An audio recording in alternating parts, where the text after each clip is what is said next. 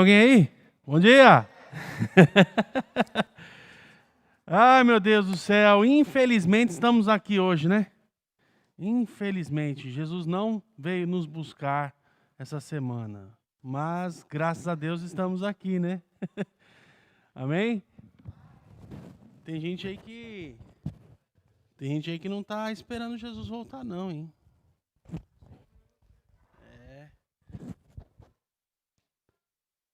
Poxa vida. Mas é assim. Maranata, ora vem, Senhor Jesus. Nós temos que aguardar e ansiar por este momento. Nós vamos iniciar a aula desta manhã, vamos orar a Deus, pedindo a direção de Deus para a nossa aula. Vamos orar. Senhor, obrigado, Pai, por este momento. Obrigado porque o Senhor nos trouxe até aqui em segurança. E estamos aqui, ó Deus, prontos a receber as informações que o Senhor tem a nos dar esta manhã. Pai, ajude-nos a compreender e aplicar em nossas vidas, Senhor. Derrame sobre nós a Tua graça e que aqueles irmãos que estão a caminho possam chegar em tempo para também aprender a Tua palavra. E aqueles que estão em casa, ó Deus, ou onde quer que estejam assistindo esta aula, também possam ser edificados. Em nome de Jesus eu te oro e te agradeço. Amém. Muito bem, nós estamos na última aula de angiologia, última aula. Se você não veio, se você não teve a curiosidade, volte lá nas transmissões, né, das aulas das últimas 4 semanas. E hoje nós vamos fazer então a quinta e última. E nós vimos a definição, o que é anjo? O que é anjo, definição? Mensageiro. Anjo existe? Simplesmente anjo existe? A gente viu que existe, ok? Anjo existe. E anjo da guarda? Não existe. A gente teve aí, então se você aí que está na live e de repente quer saber sobre esse assunto, sobre anjo da guarda, volte lá na primeira aula do módulo de angiologia e você vai ver as explicações, tá bom? Quantidade de anjos. Quantos são os anjos que existem? Incontáveis, né? Milhões de milhões, milhares de milhares, incontáveis. Qual é a habitação dos anjos? Onde os anjos habitam? Nas regiões celestes, ok? Beleza. E a natureza dos anjos? Qual é a sua natureza? O que eles fazem? Qual é a sua... o que faz ele existir ou ele ser anjo?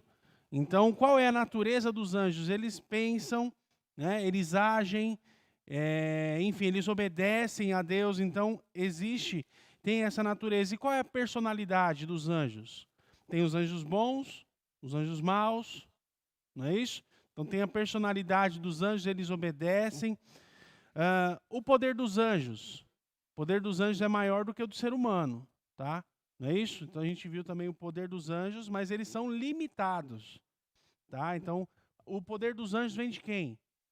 Vem de Deus, tá bom? Então, eles são limitados. A gente viu também a classificação dos anjos e também os anjos que são denominados já diretamente na palavra de Deus. Então, a gente viu arcanjo, serafins, querubins, a gente viu o arcanjo Miguel, a gente viu também Lúcifer, tá? Então, esses foram os assuntos que a gente viu semana passada. Começamos a falar sobre Satanás e a gente vai continuar hoje falando ainda, porque faltou algumas coisas sobre a pessoa de Satanás, que é a satanologia. E a gente vai ver também sobre os anjos caídos e exorcismo também na data de hoje, se Deus assim nos permitir. A existência e trajetória de Satanás. Nós sabemos que Satanás existe e nós vimos em Ezequiel 28 e vamos ver hoje de novo, só para reforçar, sobre a existência e trajetória. Então, não sabemos como começou a sua existência, mas é provável que no princípio ele tenha sido um anjo bom, sendo que depois da sua desobediência ele se tornou mal. Vamos lá, Ezequiel 28, 12 a 19, nós lemos na aula anterior esse texto. E Isaías 14, 12 a 14 e João 8, 44. Então, esses são os textos que nos fazem referência à existência e à trajetória de Satanás. Nós vimos lá em Ezequiel que ele estava sobre as pedras afogueadas, enfim, em formosura ele foi criado, tá bom? Vamos lá, Ezequiel. Ezequiel, capítulo 28, vamos voltar lá.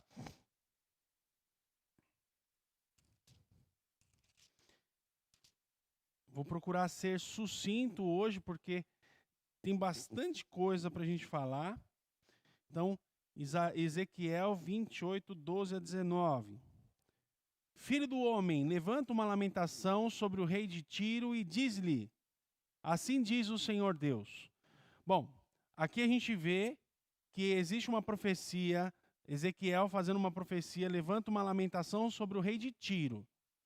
Agora a gente vai ver se esse rei de Tiro é uma pessoa ou faz referência a Satanás, tá bom? Vamos ver as características.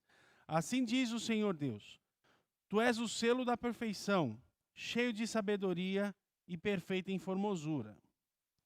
Estavas no Éden. Será que o rei de Tiro estava no Éden? Quem estava no Éden? Adão, quem mais? Eva, Satanás, quem mais? E Deus, né? Deus é o que criou. Então, então é um desses quatro. Adão não é. Eva também não é. Deus também não é aqui, porque é Deus mandando uma lamentação aqui, uma profecia. Sobra quem?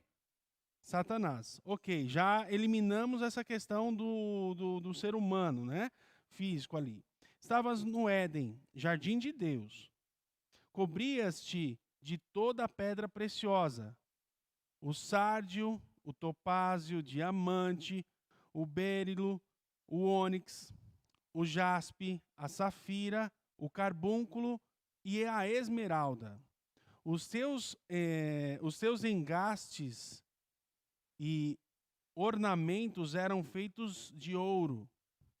No dia em que foste criado, foram eles preparados. Ou seja, ele era formoso e rico em sabedoria, rico em sua beleza. Eu te estabeleci como querubim, o guarda ungido. Estava no meio do monte santo de Deus. Andava entre as pedras afogueadas. Perfeito eras em teus caminhos, ou seja, Satanás ele era perfeito em seus caminhos, porque Deus criou os anjos perfeitos, tá?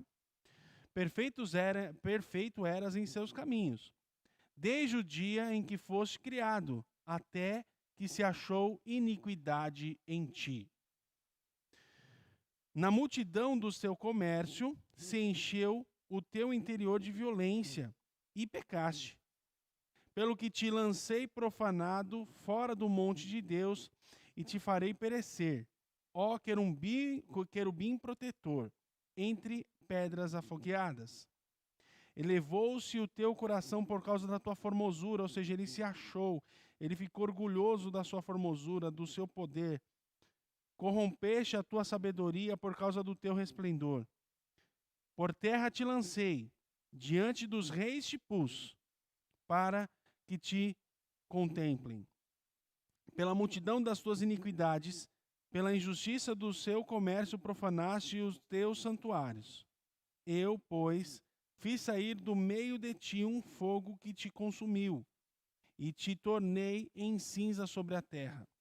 Aos olhos de todos os que te contemplam, todos os que te conheciam entre os povos, espalharam-se ao ver-te. Espantaram-se ao ver-te. Chegaste a um fim horrível e não mais existirás.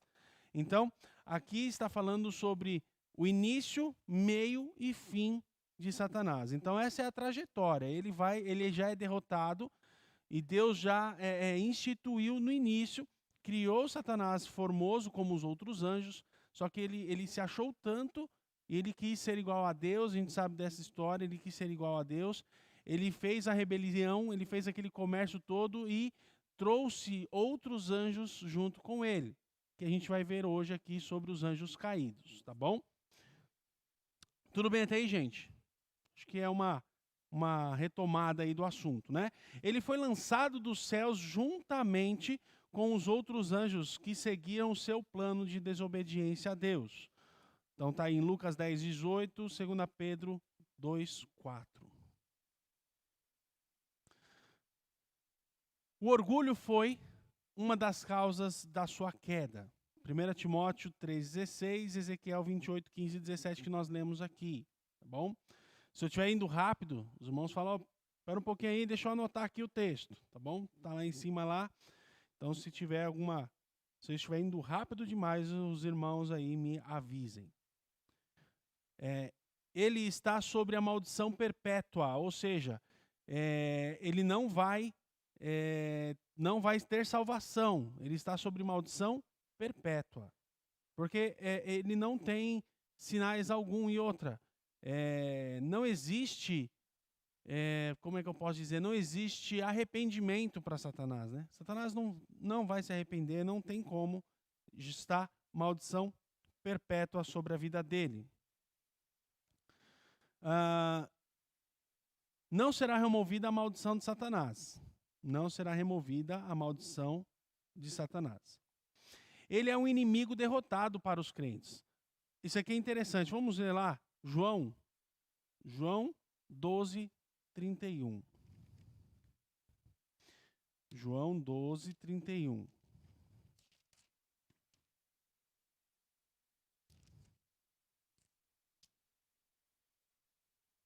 Agora é o tempo do juízo deste mundo.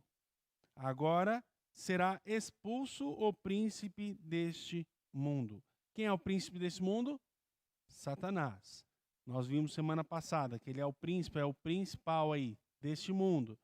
E esse inimigo está derrotado para os crentes, ou seja, ele não tem poder sobre nós.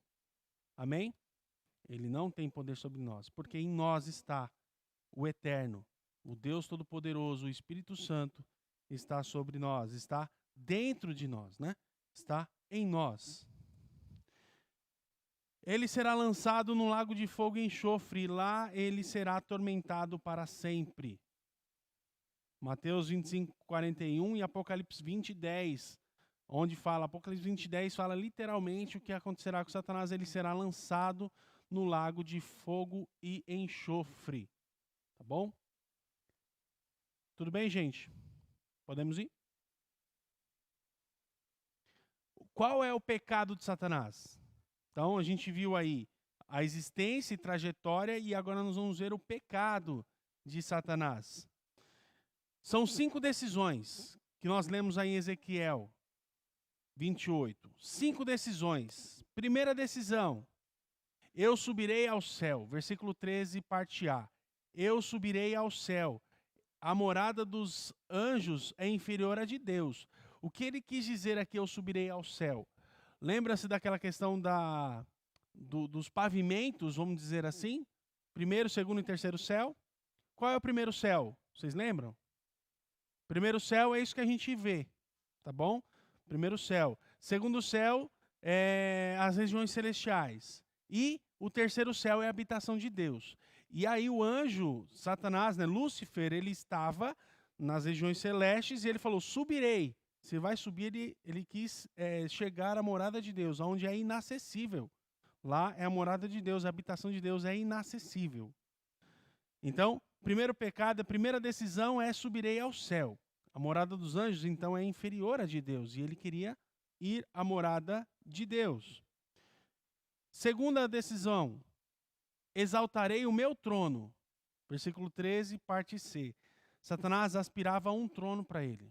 Então ele falou, eu vou exaltar o meu trono. Vou subir ao céu, vou fazer um trono para mim. Para que as pessoas me adorem. Tá bom? Me assentarei.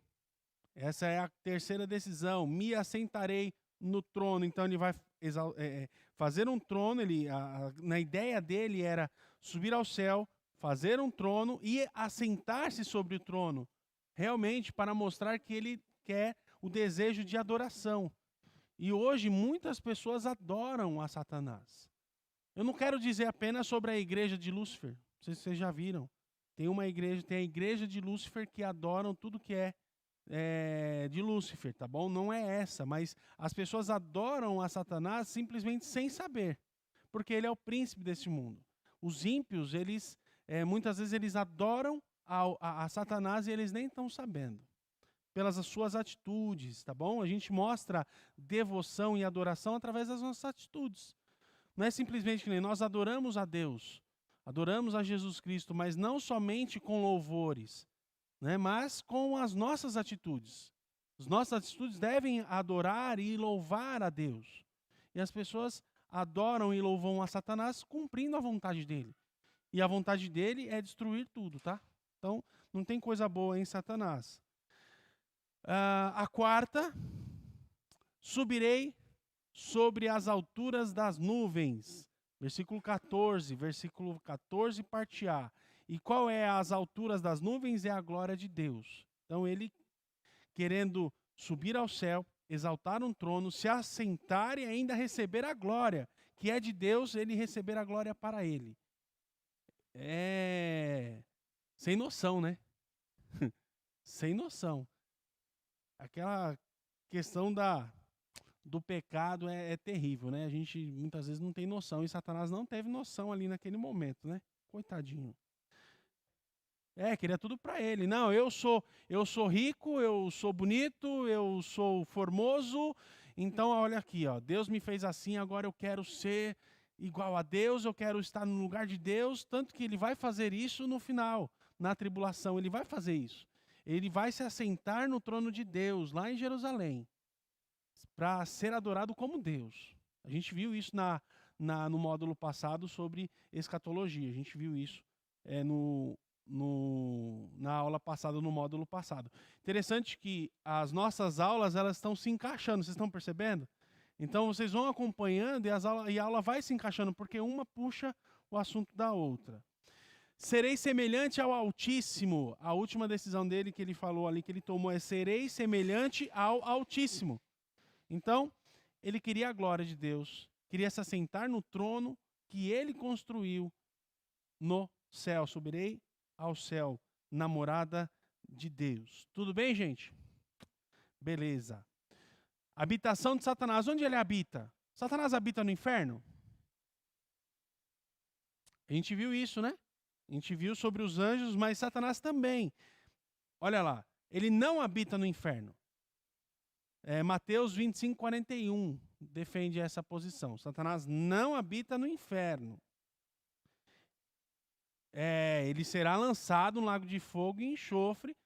E aí, se a gente for analisar a palavra inferno em sua origem, seria a região dos mortos.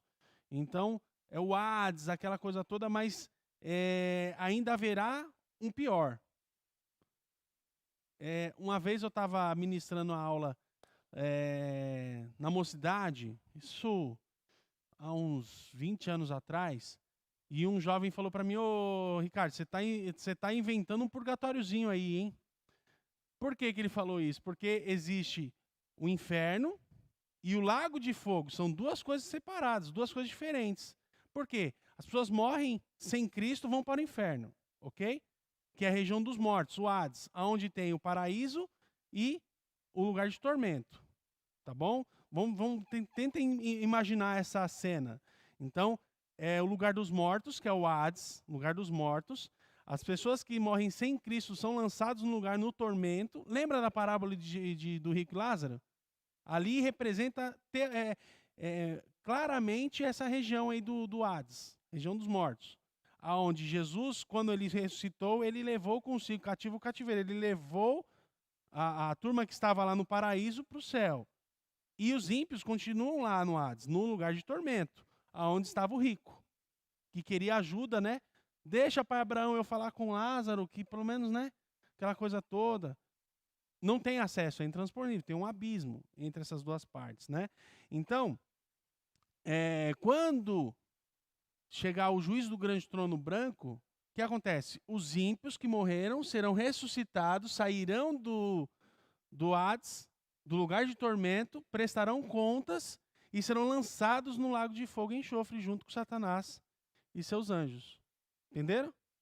Aí o pessoal ficava brincando comigo que era um purgatório. Não, não é purgatório. Que o purgatório, a ideia do purgatório é as pessoas estão lá e podem escapar pelas nossas rezas e nossas orações. Isso é a teoria do purgatório que a Igreja Católica defende. Tá? Então as pessoas vão para o purgatório e lá a gente pode acender vela, aquela coisa para iluminar a pessoa e ela sair de lá. Não é possível, porque é em vida que a pessoa tem que tomar decisão. Tá? É em vida, enquanto está vivo. Já era. Não, ao homem está ordenado morrer uma só vez, vindo depois disso o juízo. Então, morreu, já era. Não tem como vela, não tem como orações salvar a pessoa. Não tem a extrema unção, que depois que a pessoa morre, vai lá o padre e faz a extrema unção. Tá bom? Ó, a gente está aqui em escola dominical. A escola é para a gente aprender tudo e a gente vai falar o que tem para falar, tá bom? Vai ser preso por 1000 anos, porque o juiz do grande trono branco, um pouco de tempo, vai fomentar ali aquela bagunça toda contra Deus, contra Jesus, que será o rei, né? E aí será lançado no lago de fogo e enxofre depois do milênio, tá bom? A gente viu na aula do módulo passado. Ele não habita na terra, porém tem acesso a ela. Lembra-se de Jó? Deus perguntou para Satanás, né? De onde tu vens? Venho de rodear a terra. Então ele tem acesso à terra, mas ele não habita na terra, mas ele tem acesso. Ele habita nas regiões celestes. Parece que a terra é o campo especial da atividade satânica. Rodeia e passeia por ela, procurando a quem possa devorar. Né? Então está lá em 1 Pedro 5,8. Então a gente tem que vigiar e orar, porque Satanás anda em nosso derredor. Né? Habita no céu, nas regiões celestes, Efésios 6, 11 e 12. Então ele habita nas regiões celestiais.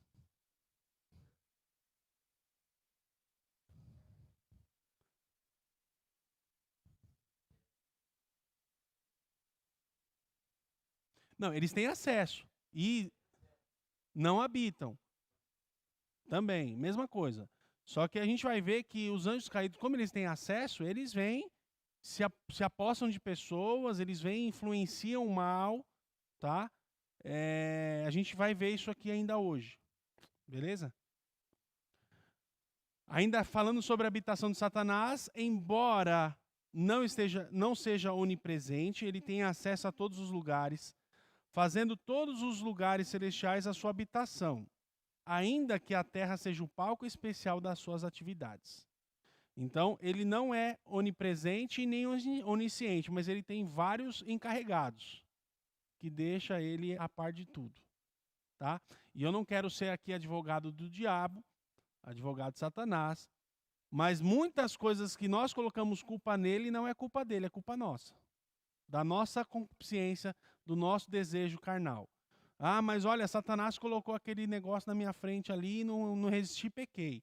Não, você tem a escolha de pecar ou não pecar. Você sabe a decisão. A decisão foi sua. A decisão foi minha, tá bom? Então, nós temos que identificar direitinho essas coisas aí. Fim de Satanás. Qual será o seu fim? Então, ele é um inimigo derrotado para os crentes. Ele é um inimigo derrotado para os crentes. Ele está sobre uma maldição perpétua que não será removida. Nós vimos aqui, né? Então, esse é o fim dele. Ele será lançado no lago de fogo e enxofre e lá será eternamente atormentado. Nós vimos também, então, a gente viu sobre a trajetória e o fim, mais uma vez reforçando qual é o fim de Satanás. Então ele é derrotado. Amém? Ele é derrotado. Aleluia por isso. Curiosidade. Então, hoje eu quero trazer algumas curiosidades. Eu estou com alguns materiais aqui. E quem conhece a senhora Ellen Goldwhite? Quem já ouviu falar nela? Quem aqui já ouviu falar em Ellen White? Quem? Quem é a Ellen White? Ellen White, ela é a fundadora da Adventista do Sétimo Dia, junto com William Miller.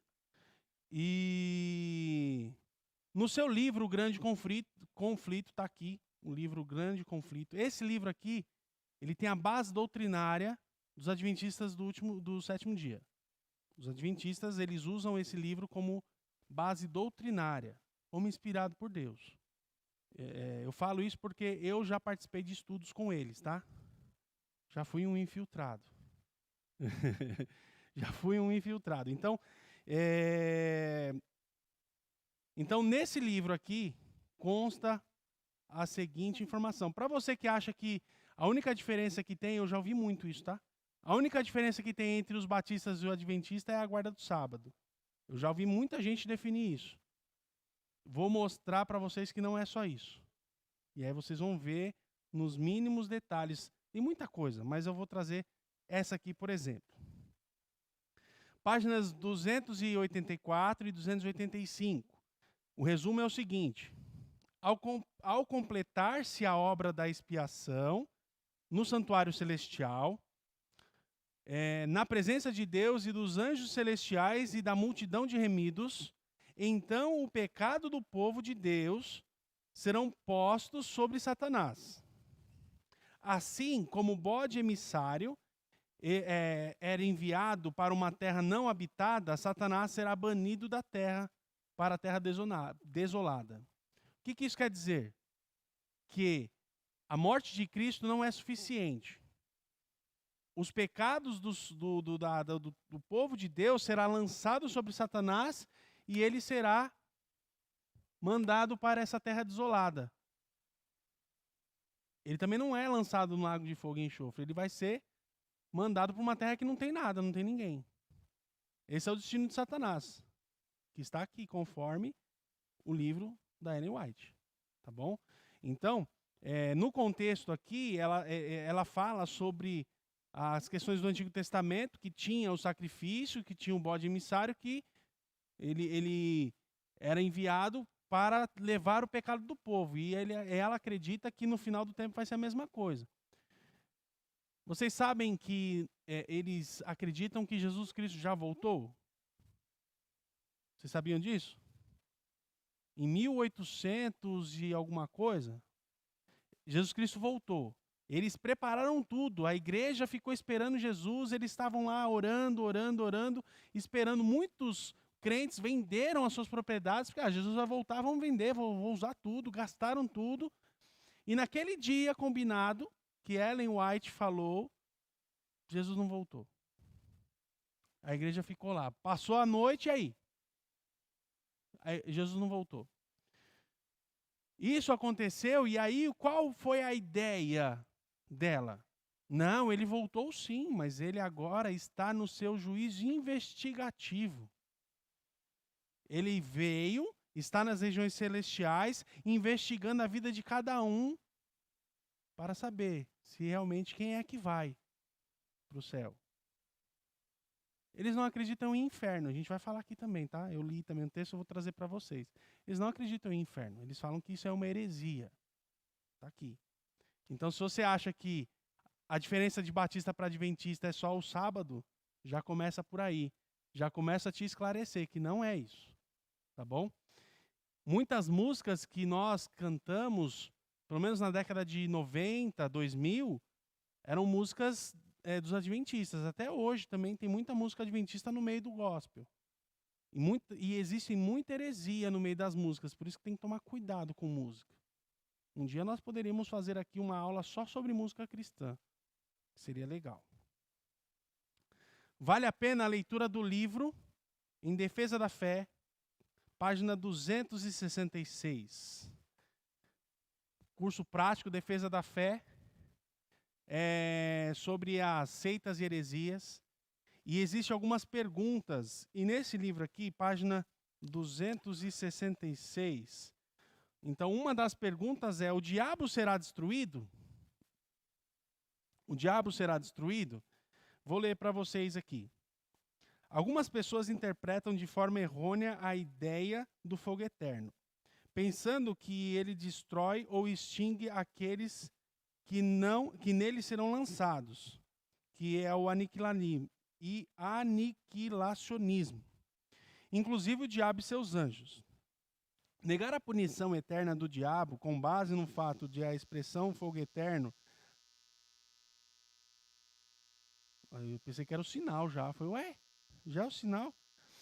Negar, então, a punição eterna do diabo com base no fato de expressão fogo eterno aparecer no livro de Judas 7, com referência ao fogo que trouxe destruição à cidade de Sodoma e Gomorra, e que todos nós sabemos que não era eterno, pois não continua a arder, é desviar o texto de seu tema principal, o juízo de Deus sobre o pecado. E também negar as outras referências que confirmam a punição eterna de Satanás, e não a sua destruição. Judas apenas compara a ideia do fogo que trouxe juízo e destruição à cidade de Sodoma e Gomorra com um juízo maior e eterno que virá. A expressão são postas como exemplo de fogo eterno, Judas 7. Indica uma comparação e não uma mesma categoria de natureza punitiva.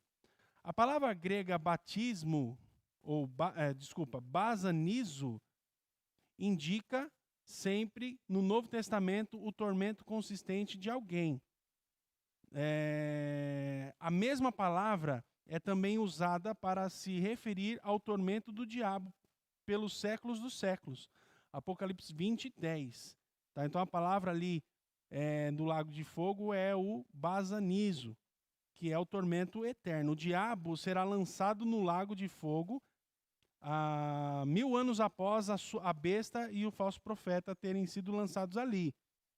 E eles não terão sido destruídos, apesar dos 1000 anos no lago de fogo, indicando que não faz referência à aniquilação dos ímpios, mas à sua punição eterna. Então, o lago de fogo não será para destruir, mas e sim como tormento eterno. Beleza? Então, são os materiais aí. Mais curiosidade. Ainda em outro ensinamento da Ellen White, em seu livro Grande Conflito, diz assim: o mal tem sido promovido pela heresia do tormento eterno. O tormento eterno é uma das falsas doutrinas. E aí ela está falando sobre o tormento eterno e a guarda do sábado também, nessa página aqui, 236, do livro O Grande Conflito. E agora vamos ler aqui o texto, no mesmo livro aqui, página 228, a doutrina do inferno. 328.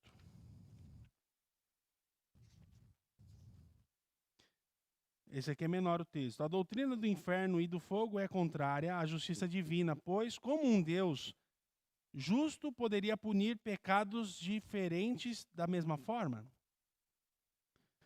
O patriarca Abraão, ao dialogar com Deus acerca da destruição de Sodoma e Gomorra, argumentou verdadeiramente que Deus é justo em seus juízos. Jesus Cristo afirmou que haverá bases diferenciadas no juízo de Deus e que não se julgará a todos de forma igual.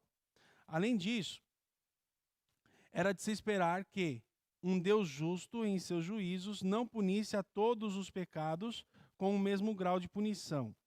Isso é declarado nas Escrituras,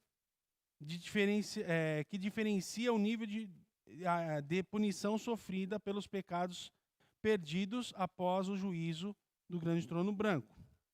Certamente haverá alguns graus de punição diferenciada no inferno, como foi mencionado anteriormente, pois só existe razão para haver uma base diferenciada do juízo se houver diferença de punição. E aqui ele está falando sobre a questão da punição dos pecados, né, diferentes. Por exemplo, no Tribunal de Cristo, o que vai acontecer lá com os nossos pecados? Serão queimados no fogo, né? Serão queimados. As nossas obras serão lançadas no fogo e tudo que for palha, feno, será queimado. Ou seja, aquilo lá é questão de más obras, os pecados serão queimados, purificados. E o que for pedra preciosa tal será purificado, preparando-nos para a eternidade com Cristo. Ou seja, é diferente do tormento eterno, do fogo, do lago de fogo que queima, né, eternamente.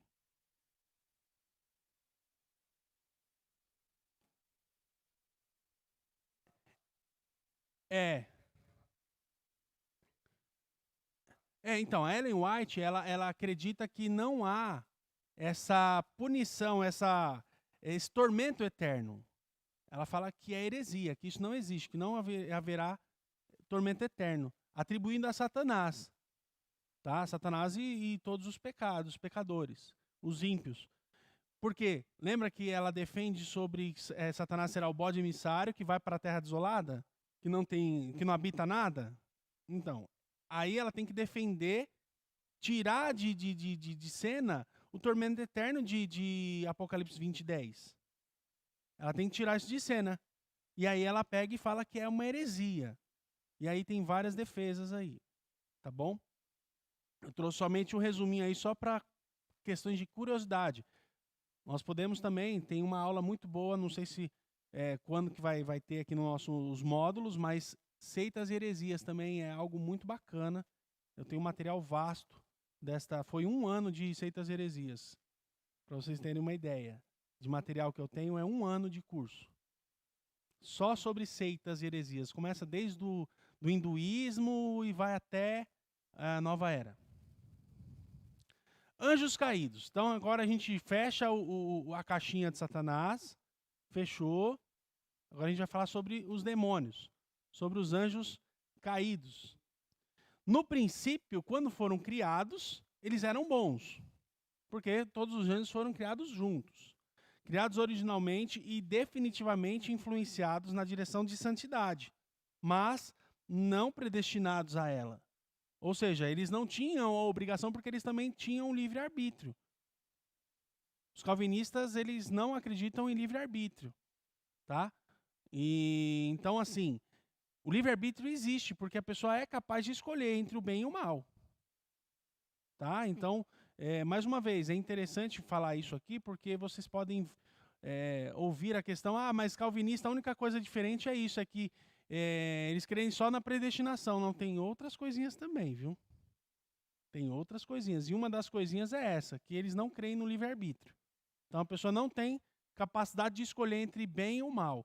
Deus é soberano e ele vai fazer aquilo da forma que ele quer. Então nós somos simplesmente peças num xadrez. E ele mexe as peças conforme ele quer. Então, mas os anjos também eles tiveram essa opção, porque Satanás ele fez um comércio. O que é um comércio? É venda. Ele vendeu a ideia dele que Deus estava errado, assim como foi no Éden. Chegou, vendeu a ideia para Eva. Não foi assim que Deus falou? Não, mas certamente não vai ser assim, porque na hora que você comer do fruto, você vai conhecer tudo. Então ele é assim, ele é comerciante, tá? Ele é um bom vendedor. Sim, então é isso aqui. Esses camaradas tinham aceito a ideia, o comércio de Satanás, porque ele é um bom vendedor. E ele é um bom vendedor até hoje. Só um tasquinho, só um pouquinho só, né? Só um pouquinho. Gente, não é fácil não. Alguns creem que a época da queda dos anjos caídos ocorreu entre o capítulo 1 e 2 de Gênesis. No entanto, ninguém pode provar, é só uma ideia. Tá bom? No capítulo 1 e 2 de Gênesis, que é justamente ali na criação, né? No princípio criou Deus, os céus e a terra era sem forma e vazia. Então, naquele contexto ali, é que os anjos teriam sido lançados, né? Caídos junto com Satanás. por terra. Aos anjos caídos é atribuído a definição de demônios. Então, os demônios são os anjos caídos. Beleza? A palavra daimonium significa enfermidade, que é uma expressão grega. Interessante, né? Demônio, ou seja, demônio em grego, significa enfermidade. Em 2 Pedro 2,4 diz que Deus lançou no inferno, sendo atormentados até o dia do juízo. Porém, em Apocalipse 12,4 diz que 1/3 foi expulso do céu com Lúcifer.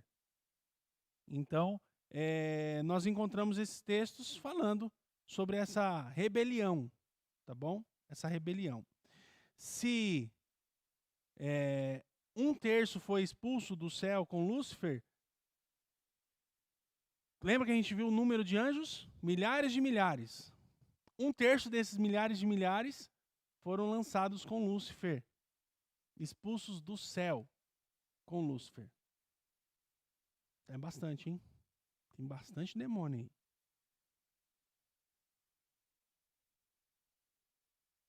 Também recebemos o relato de que 1/3 de incontáveis hostes dos anjos, Hebreus 12:22, escolheu se rebelar com ele.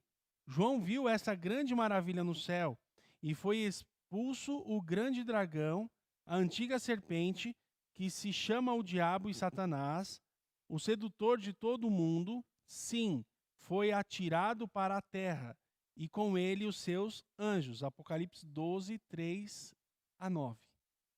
Então a gente vai completando essa questão da queda dos anjos. Por que os anjos são anjos caídos? Porque eles se rebelaram contra Deus, ok? Caíram na ideia de Satanás. Satanás é um ótimo vendedor e continua vendendo até hoje. E aí ele levou muitos junto com ele e ele continua nessa pegada. Por quê? Por que Satanás ele quer levar o ser humano junto com ele? Tá aí, a chave é essa. A criação de Deus.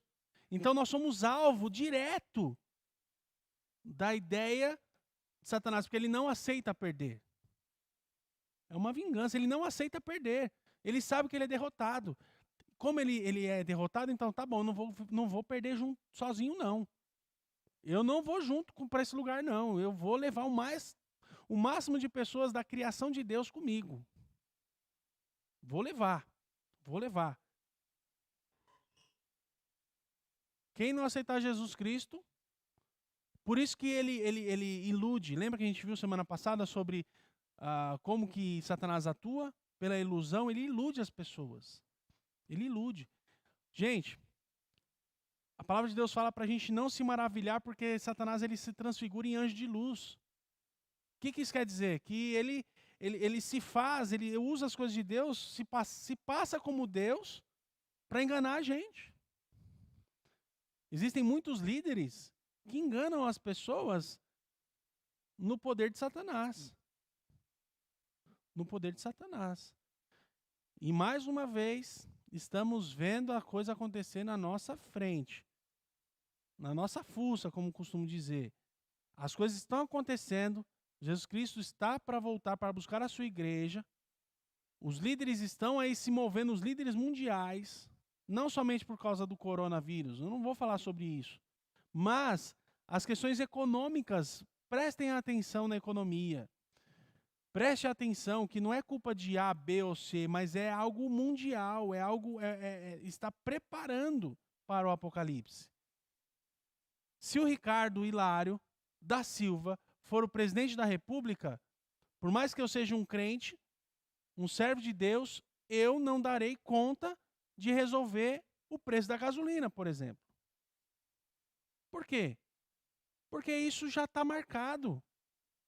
A economia vai estar uma bagunça. A religião vai estar uma bagunça. Por quê? Vai levantar um camarada. Gente, olha para mim aqui. Eu tenho a solução para o mundo. Esse negócio de um monte de moeda diferente, acaba com isso aí. Vamos usar uma moeda só.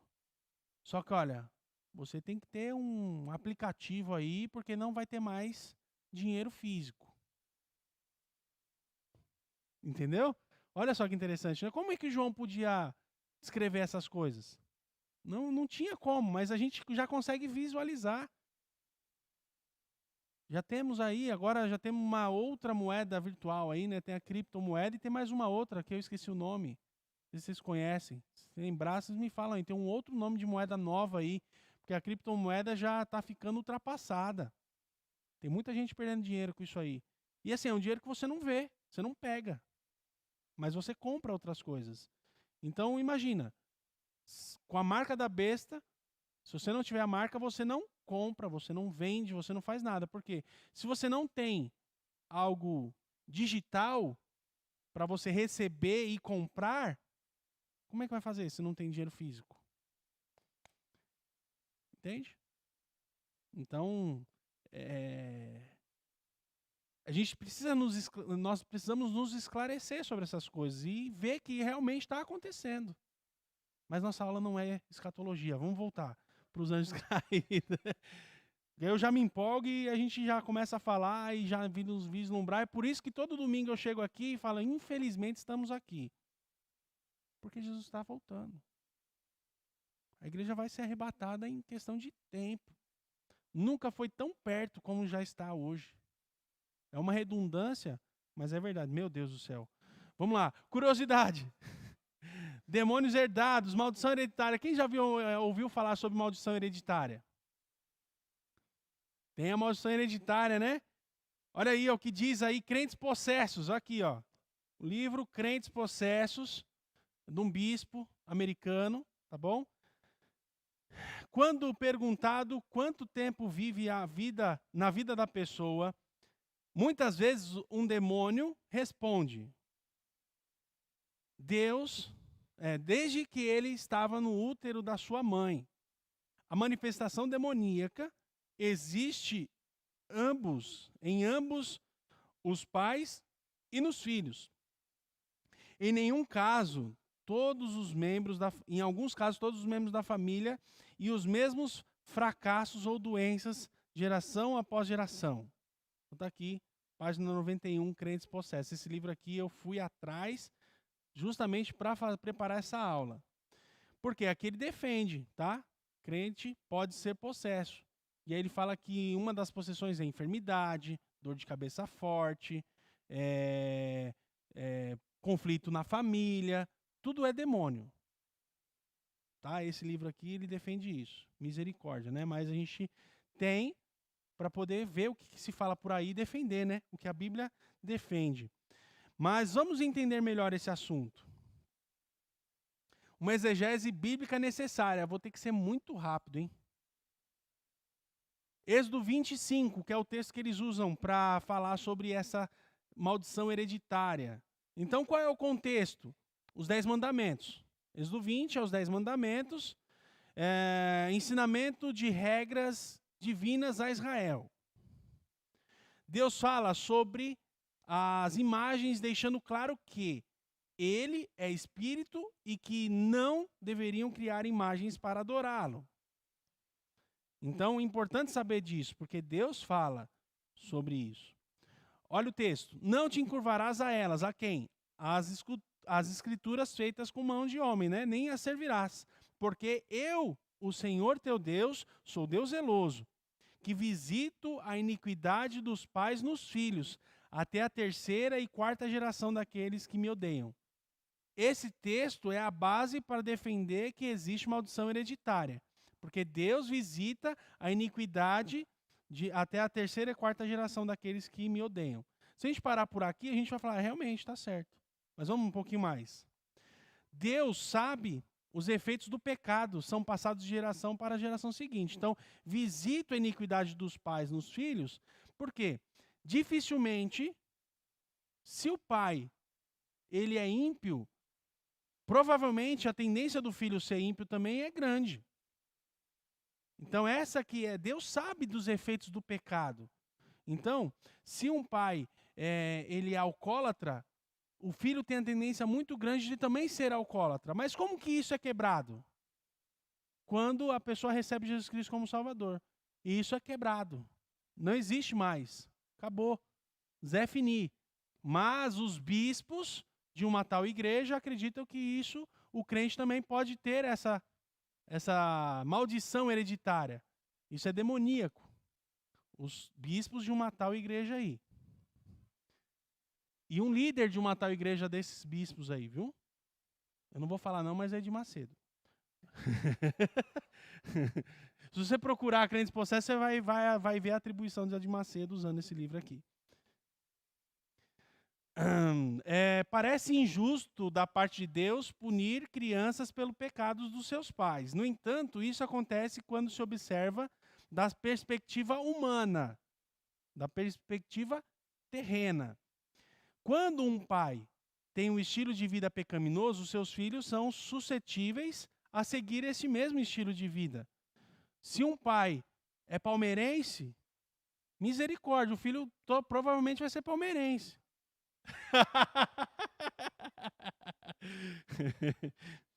Mas é natural, né? É natural.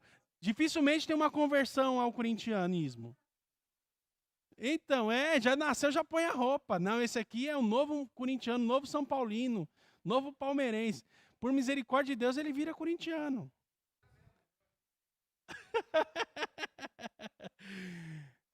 Não é então injusto, então. Não é injusto quando pune pecado a terceira ou quarta geração, porque estão cometendo os mesmos pecados dos seus antepassados. É importante deixar claro que estão sendo punidos por seus próprios pecados, e não pelos pecados dos antepassados, e sim pelos seus próprios pecados. A cura para esse tipo de maldição é a salvação através de Jesus Cristo. Quando nos tornamos cristãos, somos novas criaturas. Então, acabou esse trem aí. Como pode um filho de Deus estar sobre maldição de Deus? Romanos 8:1, né? Portanto, nenhuma condenação há para os que estão em Cristo Jesus. A cura, então, para a maldição hereditária é a fé em Cristo e uma vida consagrada a Ele. Meus irmãos, eu acho injusto a gente acelerar aqui para finalizar correndo. Eu vou pedir a licença ao próximo professor e ao pastor Marcelo, semana que vem, para eu terminar. Então, professor da semana que vem, eu vou precisar da semana que vem para finalizar a aula, tá bom, professor? Tá liberado. Então, semana que vem a gente vai falar sobre exorcismo, tá bom? Então, semana que vem a gente fala, porque acho que tem que falar com gostoso, né? Com tempo, para a gente poder aprender melhor. Senão a gente fosse correr aqui, tem mais uns 5 slides, mas acho que não é legal, tá bom? Então, ganhamos um bônus para a semana que vem. Venha semana que vem, vamos aprender um pouquinho mais. Que Deus abençoe.